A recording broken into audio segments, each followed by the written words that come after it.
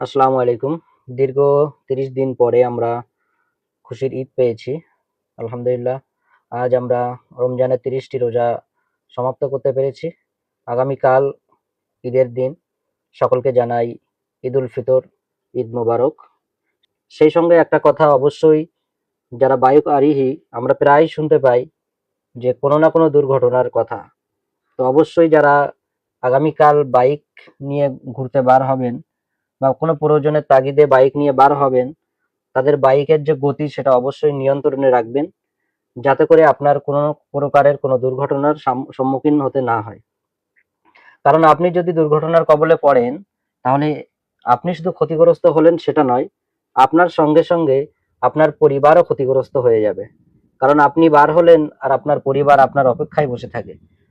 সুতরাং আপনি আপনার পরিবারের একজন দায়িত্ববান হিসাবে অবশ্যই এই প্রমাণ দেবেন। আপনি যদি প্রয়োজনের তাগিদে বাইক নিয়ে বার হন, তাহলে অবশ্যই আপনার বাইকের গতি আপনি নিয়ন্ত্রণে রাখবেন। ভালো থাকবেন, সুস্থ থাকবেন। সকলের ঈদ সুস্থভাবেই কাটুক এই কামনা করি। সকলকে জানাই ঈদ মোবারক।